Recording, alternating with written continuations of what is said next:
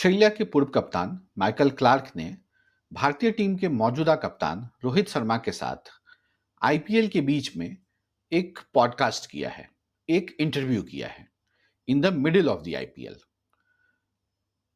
जिस चैनल पे ये इंटरव्यू किया गया है उस चैनल का नाम है बियॉन्ड 23 क्रिकेट पॉडकास्ट। इसमें दोनों खिलाड़ियों के बीच कई मुद्दों पर बात हुई है और इस पूरे इंटरव्यू में तकरीबन आधे घंटे का यह इंटरव्यू है जिसमें रोहित शर्मा ने माइकल क्लार्क के सभी सवालों का खुलकर जवाब दिया है। चाहे वो ऑस्ट्रेलिया दौरे पर रोहित शर्मा की कोच और टीम मैनेजमेंट से बहस की बात हो, जब रोहित को अंतिम टेस्ट से बाहर होना पड़ा था, या फिर आने वाले इंग्लैंड सीरीज की, चैंपियंस ट्रॉफी बिना बुमराह के जीतने की, टेस्ट क्रिकेट के भविष्य की। इसके अलावा जब रोहित शर्मा ने बच्चे के जन्म के लिए बीसीसीआई से छुट्टी मांगी, तब उन्हें क्या जवाब मिला। रोहित शर्मा हाल ही में दूसरी बार पिता बने हैं, तो ये सारी बातें उस पॉडकास्ट में हैं और इससे भी ज़्यादा बातें उस पॉडकास्ट में हैं, उस इंटरव्यू में हैं। साथ ही उन्होंने आईपीएल में होने वाले थकान की भी बात की और इसका क्या असर होता है टीम पर और आने वाले दौरे पर, इस पे भी रोहित शर्मा ने क्लार्क से अपनी राय साझा की।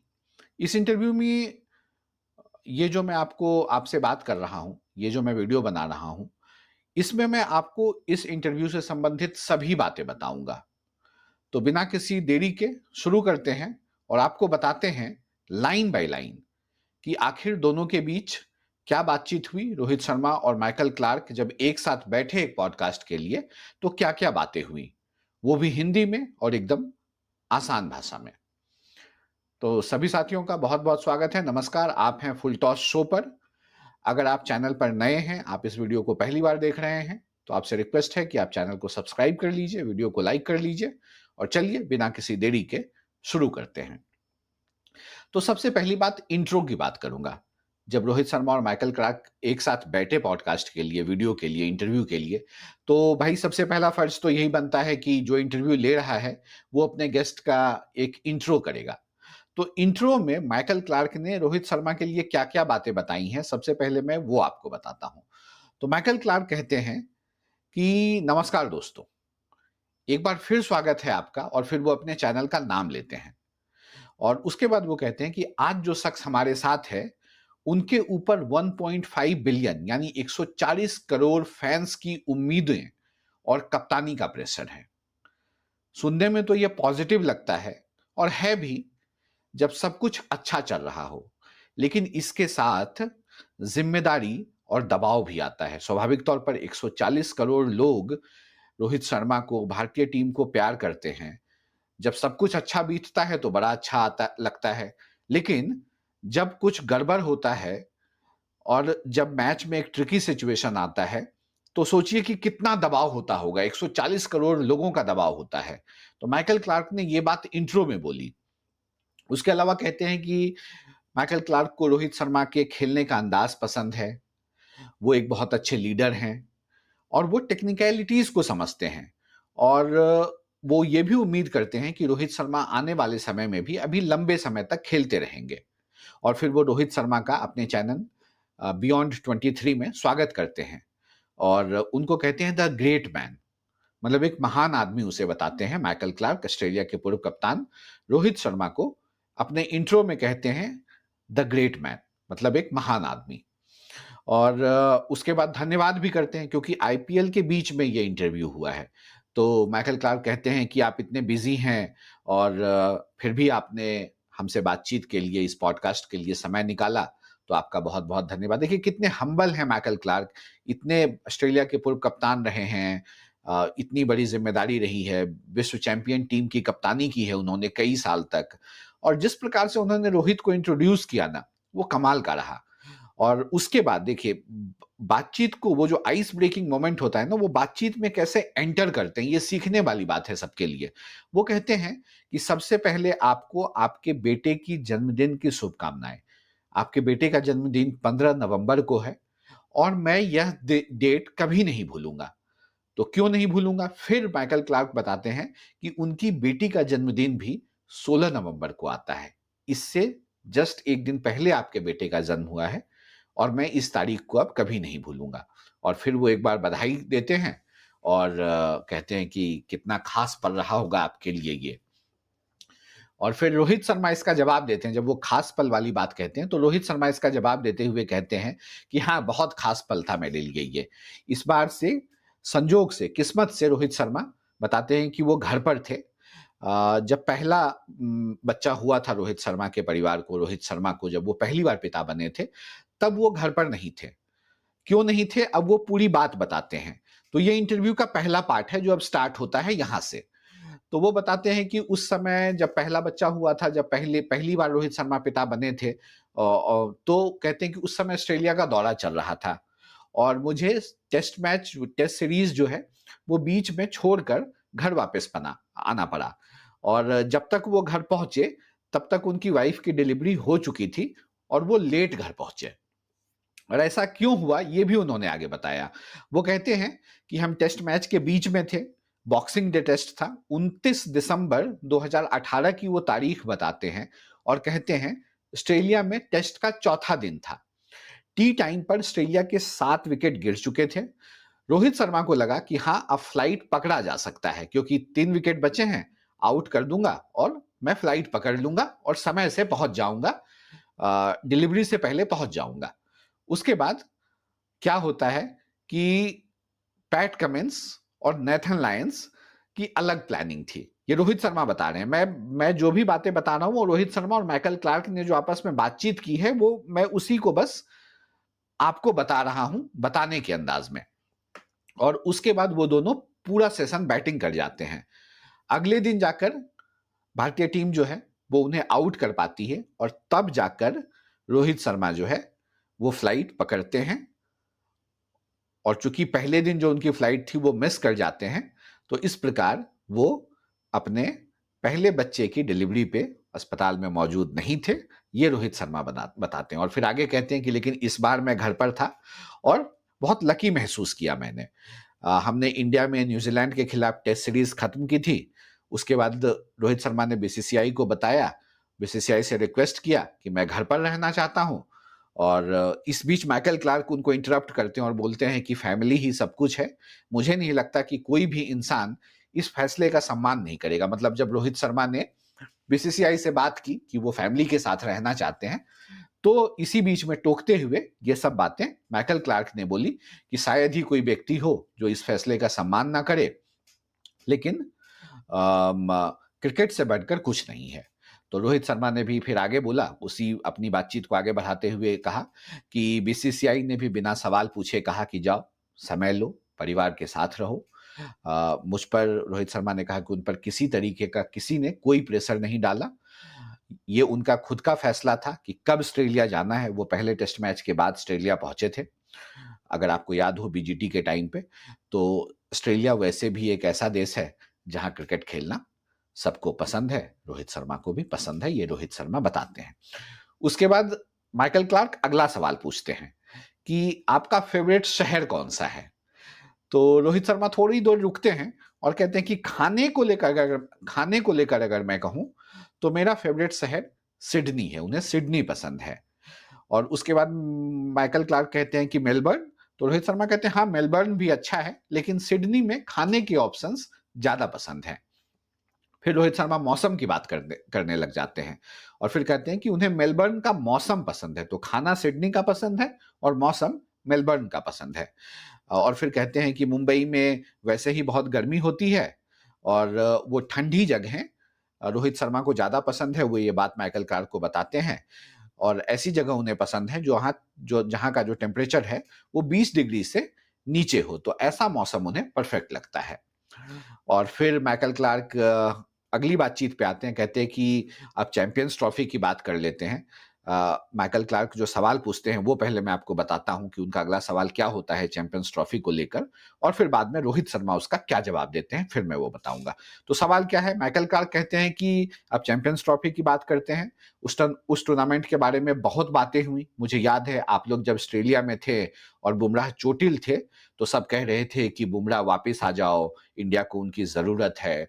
लेकिन मुझे बाद में याद आया कि चैंपियंस ट्रॉफी अगला बड़ा टूर्नामेंट है।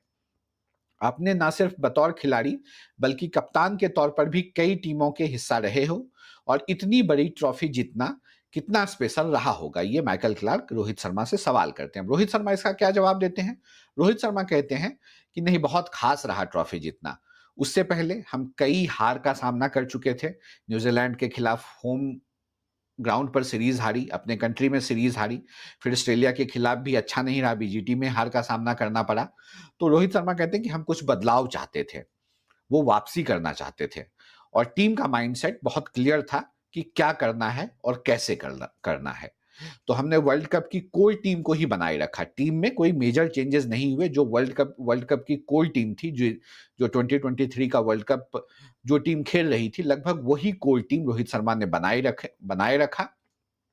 ऐसा उन्होंने क्यों किया, वो ये बताते हैं कि क्योंकि उनका मानना था कि उन्होंने वर्ल्ड कप बहुत अच्छा खेला था, इसलिए बदलाव की कोई जरूरत नहीं थी सिवाय चोट के। तो अगर कोई चोटिल है तो उनकी जगह आप नया खिलाड़ी ले आओ, बाकी इसके अलावा बदलाव की कोई जरूरत नहीं थी। और बुमराह के साथ जो प्रॉब्लम थी, जिसके कारण वो उनके साथ चैंपियंस ट्रॉफी का हिस्सा नहीं थे। फिर माइकल क्लार्क याद दिलाते हैं कि लोग ये भूल जाते हैं कि बुमराह उस टूर्नामेंट में नहीं थे, और फिर भी भारत ने चैंपियंस ट्रॉफी जीता, जिसके कारण ये जीत और भी स्पेशल बन जाती है। तो रोहित शर्मा फिर आगे कहते हैं कि हाँ बिल्कुल, यही तो टीम स्पोर्ट्स की खूबी है। आप एक या दो प्लेयर्स पर डिपेंड नहीं हो सकते। हमारी टीम में यही बात बार बार कही जाती है कि हमें सिर्फ एक और दो प्लेयर्स पर निर्भर नहीं रहना है, हर किसी का योगदान जरूरी है, और यही माइंडसेट सबका था। हर कोई टीम के लिए कुछ करना चाहता था। तो ये माइकल क्लार्क को रोहित शर्मा अपना जवाब देते हैं। यहां पे तकरीबन 6 मिनट का समय हो चुका है इंटरव्यू होते होते। अब 6 मिनट से आगे क्या बातचीत होती है उस आधे घंटे के इंटरव्यू में, अब आगे बात करते हैं। फिर माइकल क्लार्क अगला सवाल करते हैं उनसे कि क्या यही चीज आपको भी मोटिवेट करती है, क्योंकि आप भी एरीज, जो उनका सिंबल है डेट ऑफ बर्थ के हिसाब से, जैसे होता है तुला, मेष, इस तरीके का, तो एरीज उनका सिंबल है। 30 अप्रैल को उनका जन्मदिन है। तो वो कहते हैं कि भाई अभी तो आप यंग हो। माइकल क्लार्क फिर कहते हैं कि मेरा बर्थडे 2 अप्रैल को है, वो 44 साल के हो गए हैं, तो दोनों के बीच काफी फासला है एज में। लेकिन क्रिकेट में जैसे ही कोई 30 के पार जाता है, लोग उनकी उम्र के बारे में बातें करना शुरू कर देते हैं। फिर माइकल क्लार्क कहते हैं कि मेरे लिए उम्र कभी मायने नहीं रखती। अगर कोई 17 का है या 40 का, फर्क नहीं पड़ता। अगर आप अच्छा खेल रहे हैं तो खेलिए। लेकिन लगता है कि आपको अब भी टीम में की सक्सेस में मोटिवेशन मिलता है। आप रन बनाना चाहते हो, ट्रॉफी जीतना चाहते हो, टेस्ट सीरीज जीतना चाहते हो। क्या अब भी आपके अंदर वही जज्बा है? ये माइकल क्लार्क का पूरा सवाल होता है बातचीत के अंदाज में। तो फिर रोहित शर्मा कहते हैं, जब उनका जज्बा वाला बात खत्म होता है, तो रोहित शर्मा उनसे माइकल क्लार्क को जवाब देते हैं कि हाँ बिल्कुल, जब आप शुरुआत में, जब आप क्रिकेट खेलना शुरू करते हो, तो आपको समझ में नहीं आता कि ये खेल सिर्फ ट्रॉफी जीतने के लिए है। लेकिन बाद में आपको समझ में आता है कि टीम के साथ समय बिताना, मोमेंट्स बनाना, यादें बनाना, ये सब भी बहुत मायने रखता है। रन तो बनाने ही हैं, प्रेशर लेना है, उस प्रेशर में परफॉर्म भी करना है। पर जब आप ज्यादा खेलने लगते हो, तब समझ में आता है कि सिर्फ रन बनाना ही सब कुछ नहीं है। मैच जीतना ज्यादा जरूरी है, टूर्नामेंट जीतना ज्यादा जरूरी है। और फिर रोहित शर्मा यहां पे एक बहुत इंपॉर्टेंट बात बताते हैं। अभी जो रोहित शर्मा जिस अंदाज में खेल रहे हैं, उसकी शुरुआत उन्होंने 2019 से करी थी। और फिर रोहित शर्मा ये बात, बहुत इंपॉर्टेंट बात, अपनी लाइफ के बारे में बताते हैं। अपने बैटिंग स्टाइल में जो उन्होंने चेंजेस किए हैं उसके बारे में बताते हैं। रोहित शर्मा कहते हैं कि 2019 वर्ल्ड कप के बाद उन्हें यह बात समझ में आई कि रन बनाना जरूरी है, टूर्नामेंट जीतना भी बहुत जरूरी है। क्योंकि 2019 के वर्ल्ड कप में रोहित शर्मा बताते हैं कि उन्होंने बहुत रन बनाए, 5 सेंचुरी मारी, लेकिन हम सेमीफाइनल में हार गए। और उस दिन उन्हें लगा, रोहित शर्मा को लगा, कि अगर वो उन्हें 5 सेंचुरी वापस देनी पड़े तो वो दे देंगे और फाइनल जीत जाए। तो रोहित शर्मा कहते हैं कि अगर मुझे फाइनल जिता दें और मुझे अपनी 5 सेंचुरी वापस देनी पड़े तो मैं दे देता। लेकिन जब वो अगले दिन फ्लाइट में बैठे सेमीफाइनल हारकर, तो रोहित शर्मा सोच रहे थे, उन्होंने बताया कि वो ऐसा सोच रहे थे कि इतने रन बनाकर भी अगर टीम फाइनल में नहीं पहुंची तो इसका क्या लाभ, इसका क्या फायदा। और तभी से रोहित शर्मा बताते हैं कि उनका माइंडसेट चेंज हो गया। और उनका माइंडसेट क्या बदला? वो कहते हैं कि उनका माइंडसेट हो गया कि अब सिर्फ रन नहीं बनाने हैं, टूर्नामेंट जीतने हैं, टीम के लिए मैच जीतने हैं, बस ये जरूरी है। तो ये जो मेजर चेंजेस के बारे में रोहित शर्मा ने माइकल क्लार्क के सामने खुलासा किया। उसके बाद माइकल क्लार्क अगले सवाल पे आते हैं। क्लार्क पूछते हैं कि जब आप तीनों फॉर्मेट खेलते हो और आईपीएल, तो आपका शेड्यूल भी बहुत बिजी हो जाता है, लेकिन जब आप कप्तान होते हो तो क्या ऑन फील्ड से ज्यादा ऑफ फील्ड चीजें मुश्किल होती है, या मैदान पर भी सब कुछ अलग हो जाता है? तो ये as a captain Rohit Sharma से माइकल क्लार्क पूछ रहे हैं कि on the field, off the field, तीनों फॉर्मेट आप खेलते हैं, ओडीआई, टेस्ट, टी20 और उसके अलावा आईपीएल, तो आपका शेड्यूल बहुत बिजी हो जाता है, तो ये सब चीजें ऑन फील्ड के अलावा ऑफ फील्ड पर भी मायने रखती है क्या? तो रोहित शर्मा कहते हैं कि देखिए, जब आप इंडिया के कप्तान होते हैं तो दांव पर बहुत कुछ लगा होता है। यहाँ लोग सिर्फ रिजल्ट नहीं देखते, कोई नहीं पूछता कि आपने बायलेटरल सीरीज जीती या नहीं, सबको बस ये याद रहता है कि आपने कितने साल पहले कोई आईसीसी ट्रॉफी जीती थी। और फिर याद दिलाते हैं कि 2013 चैंपियंस ट्रॉफी के बाद भारत के हिस्से कुछ नहीं आया था और 11 साल लग गए उन्हें एक दूसरा आईसीसी टूर्नामेंट जीतने में। और फिर इसी बीच माइकल क्लार्क उन्हें टोकते हैं और बताते हैं कि और ये बातें आपको लोग रोज याद दिलाते हैं, अब तो ट्रॉफी जीतो, इतने साल हो गए। और फिर रोहित शर्मा अपनी बात को इसके बाद कंटिन्यू करते हैं और कहते हैं कि लोग अब बायलेटरल सीरीज जीत के, मतलब दो देशों के बीच जो सीरीज खेली जाती है, वो जीतकर खुश नहीं होते, वो जीत देखकर खुश नहीं होते, लेकिन फिर वो ऑस्ट्रेलिया सीरीज पे चले जाते हैं। वो कहते हैं कि ऑस्ट्रेलिया में टेस्ट सीरीज जितना हमारे लिए गोल्ड गोल्ड जैसा था, वो 2018 वाली बात करते हैं। 2018 में सीरीज जीती, उसमें अपनी चुनौती थी, और फिर 2021 में कोविड के दौरान जो सीरीज जीती, उसमें और भी मुश्किलें थी, कई प्लेयर्स इंजर्ड थे, वही गाबा का घमंड जो टूटा था, और ये इन सब चीज़ों की बात होती है। और फिर बताते हैं कि 2021 वाला जो सीरीज़ था वो कितना डिफ़िकल्ट था, क्योंकि बहुत ज़्यादा प्लेयर्स इंजर्ड थे, कुछ घर चले गए थे, जो प्लेयर्स खेले वो भी फर्स्ट क्लास क्रिकेट खेलते थे, और वो भी बहुत अधिक एक्सपीरियंस नहीं था उनको फर्स्ट क्लास क्रिकेट खेलने का, लेकिन फिर भी उन खिलाड़ियों ने भारत के लिए मैच पलट दिया। इसलिए विदेशी ज़मीन पर टेस्ट मैच जीतना बहुत खास होता है, ऐसा रोहित शर्मा बताते हैं। और फिर आगे कहते हैं कि शायद आईसीसी चैंपियंस ट्रॉफी जितना नहीं, लेकिन उसके बराबर ही है विदेशी जमीन पर कोई सीरीज जीतना। और फिर आगे कहते हैं कि जब हमने 2021 में ऑस्ट्रेलिया में टेस्ट सीरीज जीती, तो ड्रेसिंग रूम का में जो फीलिंग थी, वो कभी नहीं भूल सकते। और फिर आगे कहते हैं कि जब हम इंडिया वापस आए तो हर कोई टीम पर गर्व कर रहा था। और हाँ, फिर आगे आईसीसी की बात करते हैं कि आईसीसी ट्रॉफीज तो अलग ही लेवल की होती है, चाहे वो वर्ल्ड कप हो या फिर कोई और, उसकी तुलना करना किसी सीरीज से बहुत मुश्किल है। तो यहां तक लगभग 10 मिनट की बातचीत हो जाती है माइकल क्लार्क और रोहित शर्मा के बीच। अभी जितनी बातें मैंने बताई, ये शुरुआत के 10 मिनट की बातचीत है। अब 10वें मिनट से आगे बढ़ते हैं।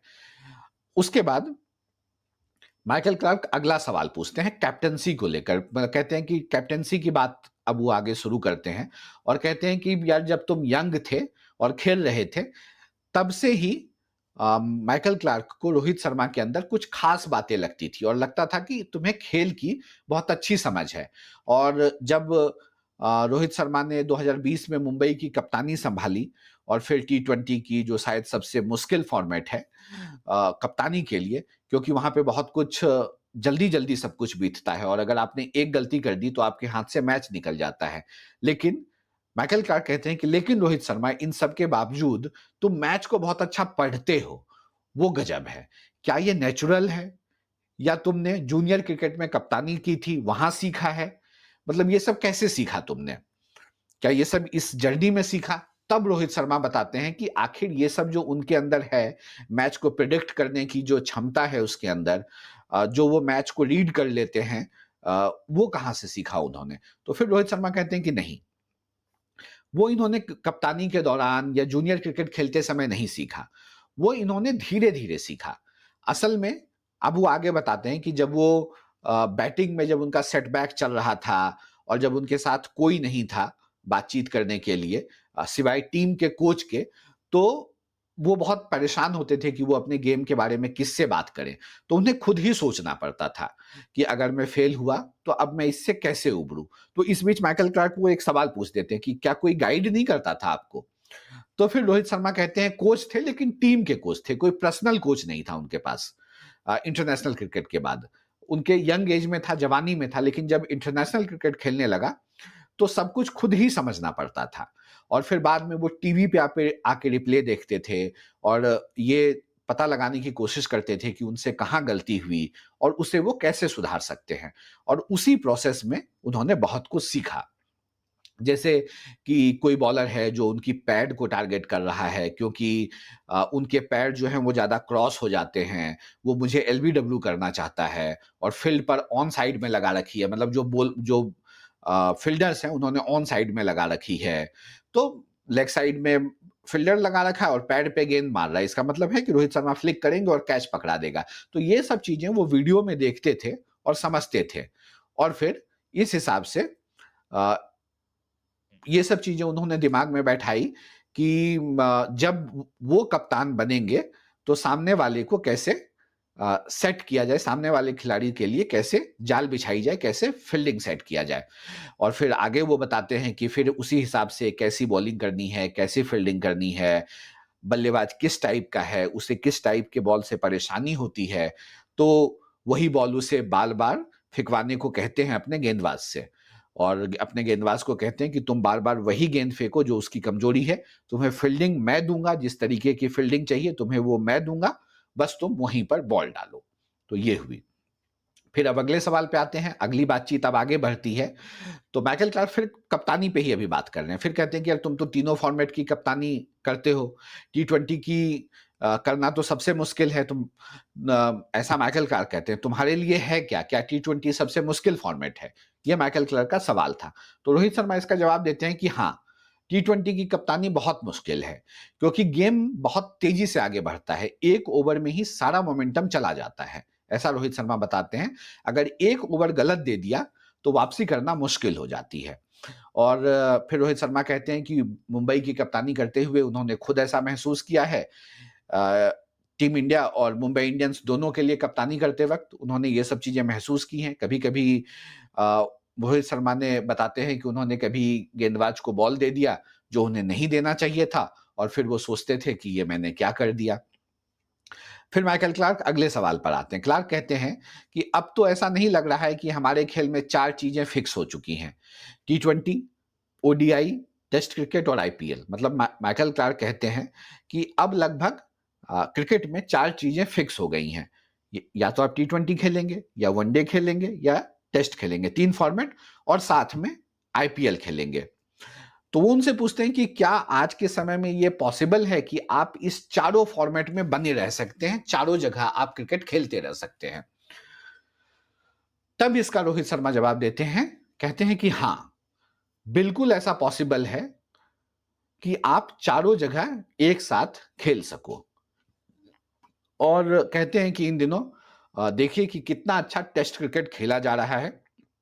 टेस्ट क्रिकेट ऐसे खेला जा रहा है कि अब हर मैच का रिजल्ट लगभग बाहर आ रहा है और लगभग आता हुआ दिखता है। तो एक मतलब टेस्ट क्रिकेट भी बदल रहा है और आप एक साथ चारों फॉर्मेट में बने रह सकते हैं। फिर माइकल क्लार्क अगले सवाल पे आते हैं। क्लार्क पूछते हैं कि अब वो ऑस्ट्रेलिया की बात करना चाहते हैं। कि ऑस्ट्रेलिया की, चूंकि रोहित शर्मा ने टेस्ट वाली बात पे खत्म किया कि टेस्ट क्रिकेट बदल रहा है, हर एक मैच के रिजल्ट आ रहे हैं, तो अब माइकल क्लार्क अगला सवाल वहीं से उठाते हैं कि अब हम ऑस्ट्रेलिया की बात करते हैं। जो चीजें उन्हें ऑस्ट्रेलिया में सबसे ज्यादा इंप्रेसिव लगी वो थी भीड़, जो वहां पे क्राउड जमा होता है क्रिकेट देखने के लिए। ऑस्ट्रेलिया टेस्ट क्रिकेट को हमेशा सपोर्ट करता रहा है, लेकिन इस बार तो वो इस बात को देखकर इतना हैरान रह गए कि इस बार इतना अधिक क्राउड आया मैच देखने। तो उसके बाद रोहित शर्मा इसका जवाब देते हैं कि हाँ, ऑस्ट्रेलिया का क्राउड जो है वो कभी निराश नहीं करता, खासकर अगर आप अच्छा क्रिकेट खेलते हो तो। चाहे आप विरोधी टीम के क्यों ना हो, वो आपको, ऑस्ट्रेलिया के जो क्राउड हैं वो आपको सपोर्ट करते हैं। और रोहित शर्मा कहते हैं कि उन्होंने ऐसा खुद महसूस किया है। अगर आप बहादुरी से क्रिकेट खेलते हो तो ऑस्ट्रेलिया के दर्शक ऑस्ट्रेलिया की जो क्राउड है वो आपके लिए तालियां बजाती है। इसलिए रोहित शर्मा आगे कहते हैं कि इसलिए वो ऐसा मानते हैं, वो ऐसा नहीं मानते हैं कि टेस्ट क्रिकेट जो है वो आज किसी मुसीबत में है। अब हर जगह रिजल्ट आ रहे हैं, हर टीम जीतना चाहती है, ड्रॉ का ज़माना जो है अब वो गया, अब वो खत्म हो गया। और इसके अलावा फिर वो पिच की बात करती हैं कि टीमें अब ज़्यादा चुनौतीपूर्ण पिचें बनाती हैं, चाहे वो स्पिन हो या चाहे वो सीम बॉलर के लिए हो। ऑस्ट्रेलिया में बैटिंग करना मुश्किल होता है, लेकिन मुझे लगता है कि ऐसी पिचों पर भी खेलना ज़रूरी है जहाँ पे आपको खेलने में मुश्किलात हों, परेशानी हो। इंडिया में बॉल टर्न करेगी, स्वाभाविक तौर पर बात है। तो वो कह रहे हैं कि आप जिस कंडीशन में रहोगे, उस कंडीशन के अनुसार आपको पिच मिलेगी। अगर आप इंडिया में हो तो स्वाभाविक है कि यहाँ पे बॉल टर्न करेगी, अगर आप ऑस्ट्रेलिया में हो तो स्वाभाविक है कि वहाँ पे आपको स्विंग देखने को मिलेगा, वहाँ पे आपको पेस मिलेगा। अब टेस्ट के बाद माइकल क्लार्क वनडे क्रिकेट की बात करने पे आते हैं। वो कहते हैं कि वनडे क्रिकेट की बात करें तो हाल ही में इसे लेकर काफ़ी सवाल उठने लगा है कि क्या यह फॉर्मेट टिकेगा? क्या ये फॉर्मेट आने वाले समय में भी ज़िंदा रह पाएगा? लेकिन मैं ये कहूँगा कि हम सब 50 ओवर का क्रिकेट देखकर ही बड़े हुए हैं। वर्ल्ड कप की बात करें तो हाँ, मेरे लिए भी वो सबसे बड़ी चीज़ थी। ऐसा माइकल क्लार्क कहते हैं कि भाई वो सब लोग 50 ओवर का क्रिकेट देख के बड़े हुए हैं, हम भी 50 ओवर का क्रिकेट देख के बड़े हुए हैं और उम्मीद है कि जो लोग आप इस वीडियो को देख रहे हैं, वो सभी 50 ओवर का क्रिकेट ही देखकर बड़े हुए हैं। तो माइकल क्लार्क पूछते हैं कि क्या ये फॉर्मेट टिकेगा? और फिर दोनों के बीच यहाँ पे एक छोटी-सी कन्वर्सेशन होती है, दोनों आपस में बात करते हैं। वो कहते हैं कि जब हम लोग आईसीसी चैंपियंस ट्रॉफी खेलते थे, तो भी वो बहुत हाई इंटेंसिटी मैच होता था। और रोहित शर्मा कहते हैं कि हाँ, अब तो लोगों को आदत टेस्ट क्रिकेट या टी20 की हो गई है, लेकिन वनडे की अपनी एक अलग चुनौती है, अलग बात है। और माइकल क्लार्क फिर अपनी बात को आगे बढ़ाते हैं, वो कहते हैं कि एक चीज़ जो मैं वनडे क्रिकेट में वापस देखना चाहता हूँ, वो है रिवर्स स्विंग। ये माइकल क्लार्क एक नई चीज जोड़ते हैं और कहते हैं कि अब जो वो ओडीआई क्रिकेट में एक चीज जो देखना चाहेंगे वो है रिवर्स स्विंग, खासकर फास्ट बॉलर की तरफ से। और फिर वो याद करते हैं कि मुझे वो पुराना बैटिंग स्टाइल याद आता है और फिर ऑस्ट्रेलिया के एक महान खिलाड़ी माइकल बेवन को याद करते हैं माइकल क्लार्क और वो कहते हैं कि वो गजब का खिलाड़ी था। वो स्ट्राइक रोटेट करता था। इनिंग्स का जो सेकंड हाफ होता था, जो बाद के ओवर होते थे, उसमें वो स्ट्राइक रोटेट करता था। तब तक बॉल इतनी सॉफ्ट हो जाती थी कि छक्का मारना मुश्किल हो जाता था। तो मैं मिस करता हूँ उस अंदाज वाले वनडे क्रिकेट को। लेकिन फिर भी चैंपियंस ट्रॉफी को लोग आज भी देख रहे हैं। ऑस्ट्रेलिया में बहुत बड़ा इवेंट होता है, इंडिया में भी। अगर लोग आज भी टीवी ऑन कर रहे हैं, स्टेडियम आ रहे हैं, तो इसका मतलब है कि इस फॉर्मेट में अब भी वैल्यू बचा हुआ है। ये माइकल क्लार्क ओडीआई के बारे में अपनी राय देते हैं। तो रोहित शर्मा कहते हैं कि अब तो वनडे सीरीज भी कम हो गई है। पहले 5 मैचों की सीरीज होती थी, 2 देशों के बीच में बायलैटरल होते थे। अब तो 3 मैचों तक यह सीमित होकर रह गया है। शायद इसलिए, लेकिन वर्ल्ड कप तो ज़रूरी है। वो तो होना ही चाहिए और बायलैटरल मतलब 2 देशों के बीच जो सीरीज़ होती है, बायलैटरल सीरीज़, वो भी चलती रहनी चाहिए। कोई नुकसान नहीं है उसमें। तो ये भी रोहित शर्मा और माइकल क्लार्क लास्ट में एक बात बोलकर कहते हैं कि वो बायलैटरल सीरीज़ चलती रहनी चाहिए, इसमें कोई नुकसान नहीं है, ये कन्वर्सेशन का पार्ट है। यहाँ तक 15 मिनट का इंटरव्यू खत्म हो जाता है। 15 नहीं, लगभग 17 मिनट का इंटरव्यू खत्म हो जाता है। अब इसके बाद क्या बातचीत होती है, वो मैं आपको बताता हूँ। अब माइकल क्लार्क जो है, वो टेस्ट क्रिकेट की बात करने पे आते हैं कि तुम इंडिया के टेस्ट कप्तान हो। अगर कोई तुमसे पूछे कि टेस्ट क्रिकेट में तुम कहाँ रखते हो, क्या अब भी वो तुम्हारे लिए सबसे ऊपर है? तो रोहित शर्मा इसका कितना बखूबी से जवाब देते हैं, ये आप सुनिएगा। कहते हैं कि मेरे लिए देश की कप्तानी करना सबसे बड़ी बात रही है, चाहे वो कोई भी फॉर्मेट हो। जब मैं बड़ा हो रहा था, तब मुझे ये नहीं पता था कि मैं टेस्ट खेलूंगा, टी20 खेलूंगा या कुछ और। बस इंडिया के लिए खेलना था और बस यही सपना था उनका। लोग कहते हैं कि टेस्ट सबसे चैलेंजिंग है और है भी। ऐसा रोहित शर्मा कहते हैं, बता रहे हैं। इसमें कोई शक नहीं है कि टेस्ट क्रिकेट जो है वो चैलेंजिंग है। लेकिन रोहित शर्मा के लिए सबसे बड़ी बात, सबसे अहम बात जो थी, वो थी देश के लिए खेलना। इसलिए रोहित शर्मा किसी एक फॉर्मेट को दूसरे से ऊपर नहीं रखते हैं और तीनों फॉर्मेट को बराबर अहमियत देते हैं। और आगे रोहित शर्मा कहते हैं कि अगर कोई पूछे कि कौन सा सबसे मुश्किल है, तो जवाब है टेस्ट क्रिकेट। लेकिन तीनों फॉर्मेट जरूरी है ग्लोबल क्रिकेट के लिए, मतलब क्रिकेट के भविष्य के लिए टेस्ट, वनडे और T20 तीनों फॉर्मेट जरूरी है। और फिर माइकल क्लार्क यहाँ पे टोकते हैं और कहते हैं कि ये शायद पहली बार है जब किसी ने ऐसा जवाब दिया है, मतलब ये पहली बार है जब किसी खिलाड़ी ने इस तरीके का सवाल इतनी बखूबी तरीके से दिया है, इतने अलग अंदाज में दिया है। और वो कहते हैं कि मुझे लगता है कि अगर कोई यंग लड़का या लड़की इसे देख रहा है, तो ये एक परफेक्ट सोच है किसी के लिए भी, कि आपके लिए देश का प्रतिनिधित्व करना जो है, अपने देश को रिप्रेजेंट करना जो है, वो सबसे ऊपर होना चाहिए। ये बहुत सम्मान की बात होती है, फॉर्मेट मायने नहीं रखता। और इसके बाद रोहित शर्मा उनकी हाँ में हाँ मिलाते और कहते हैं बिल्कुल, ये सवाल मुझसे कई बार पूछा गया है और मेरा जवाब हमेशा से यही रहा है कि देश का प्रतिनिधित्व करना सबसे ऊपर है, फॉर्मेट मायने नहीं रखता और कोई फॉर्मेट दूसरे से बड़ा नहीं होता, सब फॉर्मेट एक समान है। सबसे बड़ी बात है देश के लिए खेलना। अब इसके बाद आते हैं माइकल क्लार्क एक ट्रिकी सिचुएशन पे, क्योंकि रोहित शर्मा एक खराब फॉर्म से जूझ रहे हैं और माइकल क्लार्क अब यहीं पे लेके आते हैं बातचीत को रोहित शर्मा के फॉर्म पर। तो माइकल क्लार्क अगला सवाल क्या करते हैं, माइकल क्लार्क अगला सवाल रोहित शर्मा से पूछते हैं कि अब तुम्हारे बैटिंग की बात करते हैं। जब मैं कार से आ रहा था तो सोच रहा था कि अगर मैं किसी टीम का कप्तान होता तो रोहित शर्मा मेरी टीम में होता तो मैं तुम्हें कहां बैटिंग कराता। मतलब माइकल क्लार्क एक सिनेरियो क्रिएट कर रहे हैं रोहित शर्मा के लिए और कहते हैं कि जब वो इस इंटरव्यू के लिए कार से आ रहे थे तो सोच रहे थे कि अगर रोहित शर्मा मेरी टीम में होता तो मैं उसे कहां बैटिंग के लिए भेजता। और फिर माइकल क्लार्क इसका जवाब भी देते हैं खुद कि T20 और वनडे में मैं तुम्हें ओपनिंग करने के लिए भेजता, 50 ओवर, और तुम 50 ओवर या 20 ओवर पूरा जाकर खेलो। लेकिन टेस्ट को लेकर बताते हैं माइकल क्लार्क कि वो थोड़ा कंफ्यूज हैं, क्योंकि तुम शॉर्ट बॉल भी अच्छा खेलते हो, फास्ट बॉलर्स को भी अच्छा खेलते हो और ओपन भी कर सकते हो। लेकिन एक बात और है कि तुम स्पिन को भी अच्छा टैकल करते हो, उस पे भी तुम दमदार शॉट लगाते हो। तो क्या तुम्हारे लिए, क्या तुम्हें 5वें नंबर पर खिलाना फायदेमंद हो सकता है? तो तुम कहां बैटिंग करना पसंद करते हो? तो एक तो माइकल क्लार्क ने अपनी पहले राय बताई कि टेस्ट क्रिकेट में रोहित शर्मा को वो अगर कप्तान होते तो कहां खिलाते, और फिर बताते हैं कि मैं तुम्हें 5वें नंबर पर खिलाता।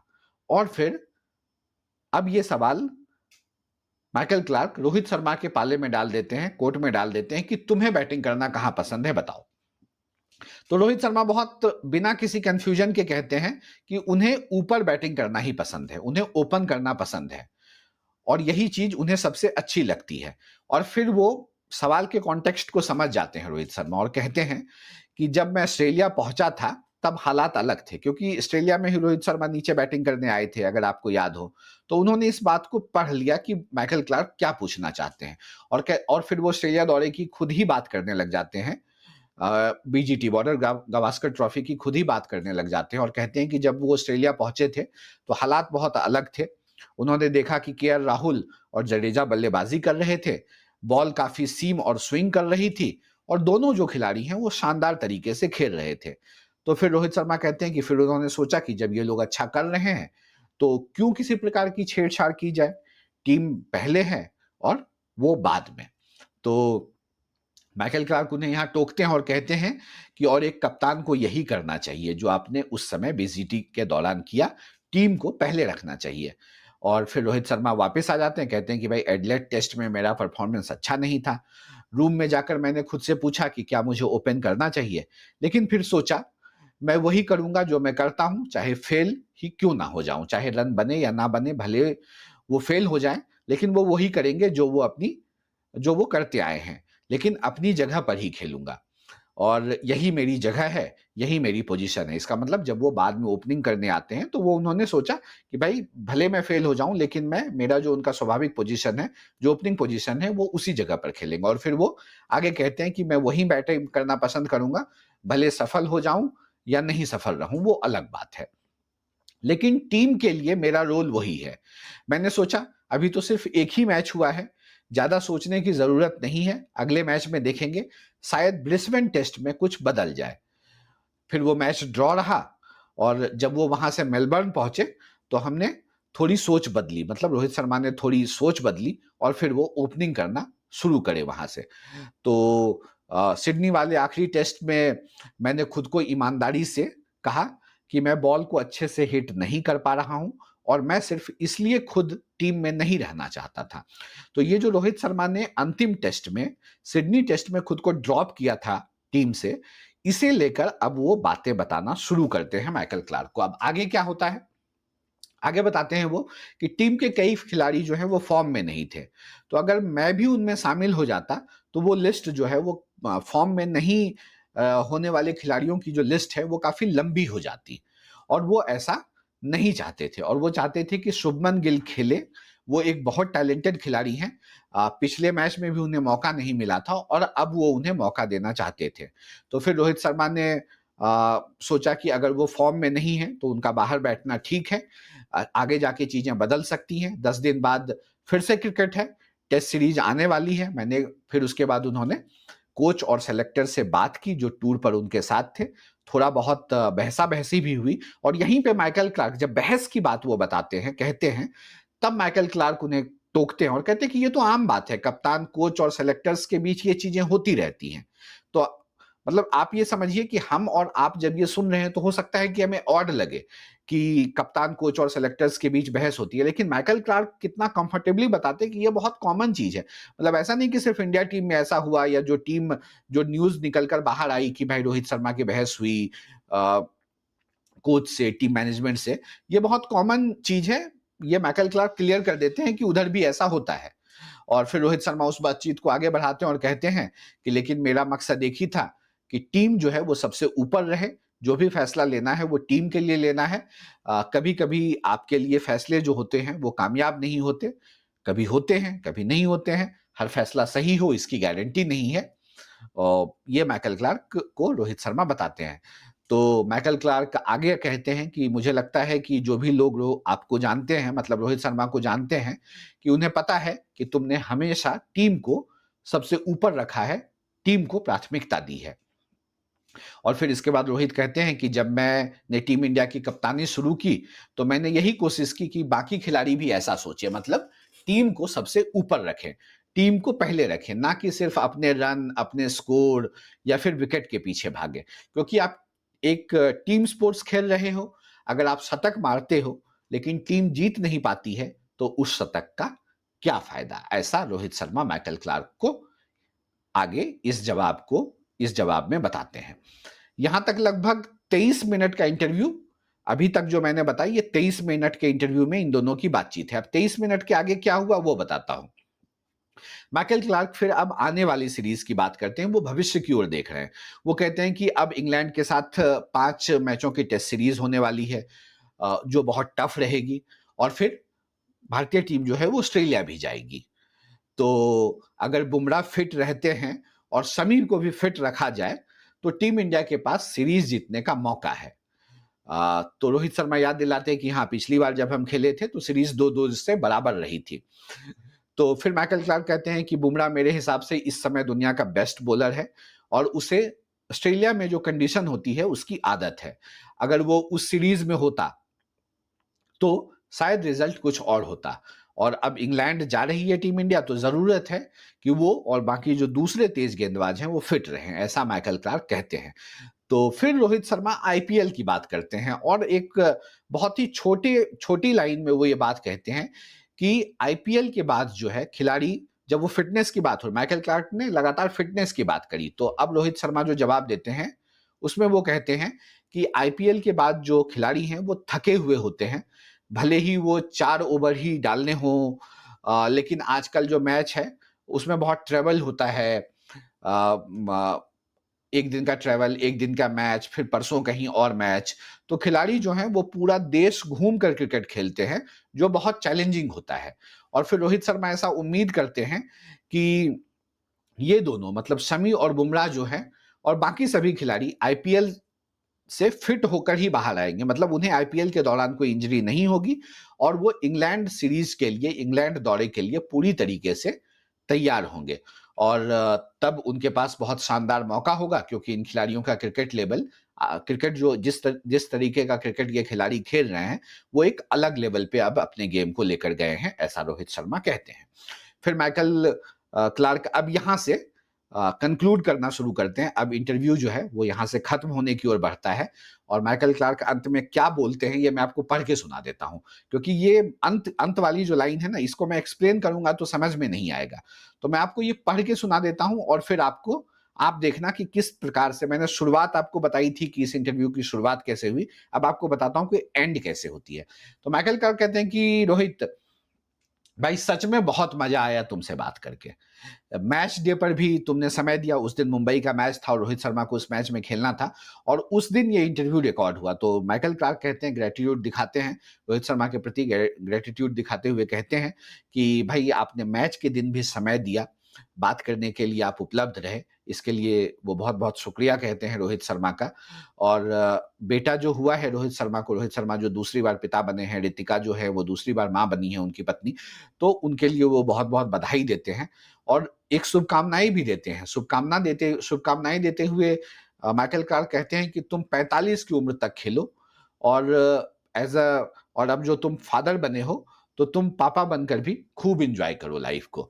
तो रोहित शर्मा थोड़ा हंसते हैं, हा हा हा हा, और फिर कहते हैं कि बिल्कुल माइकल, एक दिन घर पर रहना हो, मतलब एक दिन, चूंकि ये बहुत ट्रैवल करते हैं तो अगर एक दिन भी घर पे इन्हें रहना होता है तो वो 2 हफ्ते के बराबर लगता है, ऐसा रोहित शर्मा माइकल क्लार्क को बताते हैं। और वो कहते हैं कि अपने बच्चे को देखना, अपने बेड पर सोना, इससे बेहतर कुछ नहीं है। और फिर यहाँ पे इंटरव्यू और ये जो पॉडकास्ट है माइकल क्लार्क और रोहित शर्मा के बीच का, ये खत्म हो जाता है।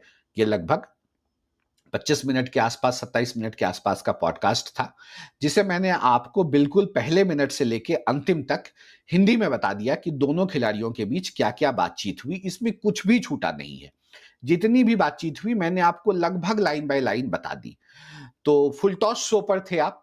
अगर आपको ये वीडियो अच्छा लगा, अगर आपको लगा कि हाँ मैंने अपनी तरफ से मेहनत करके आपके लिए कुछ नया परोसा है, आपको कुछ नया बताने की कोशिश की है और अगर आपको इससे कुछ भी सीखने को, जानने को मिला हो और अगर आपको इन 2 खिलाड़ियों के बीच जो कन्वर्सेशन हुआ, उसे समझने में मदद मिली हो, तो आपसे रिक्वेस्ट है कि आप फुल टॉस शो चैनल को सब्सक्राइब कर लीजिए। अगर आपने इस वीडियो को लाइक नहीं किया है तो लाइक कर दीजिए और साथ ही आप इसे शेयर भी कर सकते हैं, अपने दोस्तों को बाँट सकते हैं, अपने जानने वालों तक इसे पहुँचा सकते हैं। अगर वो भी हिंदी में इस इंटरव्यू को समझना चाहें कि आखिर क्रिकेटिंग वर्ल्ड के 2 दिग्गज, 2 लेजेंड्स रोहित शर्मा और ऑस्ट्रेलिया के पूर्व कप्तान माइकल क्लार्क के बीच क्या बातचीत हुई, अगर वो हिंदी में आसान भाषा में इसे समझना चाहते हैं, तो ये था मेरा पूरा एक्सप्लेनेशन जो मैंने आपके लिए रखा। इस पूरे पॉडकास्ट को हिंदी में ट्रांसलेट करके लिखा और फिर आपके सामने इसे बहुत आसान भाषा में लाइन बाय लाइन दोनों के बीच क्या बातचीत हुई थी, ये समझाया। तो फुल टॉस शो पर थे आप। बहुत-बहुत शुक्रिया आपका हमारे साथ जुड़ने के लिए। अगर आप फुल टॉस शो चैनल पर नए हैं तो आपसे रिक्वेस्ट है कि आप इस चैनल को सब्सक्राइब कर लीजिए, इस वीडियो को लाइक कर दीजिए और फुल टॉस शो पर आते रहिए। हम आईपीएल के बाद, आईपीएल के हर एक मैच के बाद एक पोस्ट मैच एनालिसिस करते हैं, बात करते हैं बहुत हल्के-फुल्के अंदाज में कि आखिर उस मैच में क्या हुआ, उस मैच में क्या कमी रह गई, कहाँ इम्प्रूवमेंट हो सकता था, उसमें से क्या चुटकुले निकले, क्या फ़नी मोमेंट्स निकले। तो ये सब चीज़ें हम फुल टॉस शो पर करते हैं मैच के बाद। इसके अलावा अब हम ऐसे वीडियोज़ आपके लिए और लाते रहेंगे। अगर आपको कोई और भी इंटरव्यूज़ अच्छा लगे, तो आप कमेंट बॉक्स में बताओ कि यार कोई पुराना इंटरव्यू या कुछ नया इंटरव्यू कि आप मुझे ये हिंदी में एक्सप्लेन कर दीजिए, तो मैं आपको हिंदी में एक्सप्लेन कर दूँगा। बहुत-बहुत शुक्रिया आप सभी लोगों का फुल टॉस शो से जुड़ने के लिए। अगर आपने वीडियो को लाइक नहीं किया है, तो एक बार अंत में और रिक्वेस्ट है कि आप वीडियो को लाइक कर दीजिए और चैनल को सब्सक्राइब कर लीजिए। बहुत-बहुत शुक्रिया। आप देख रहे थे फुल टॉस शो। बने रहिए।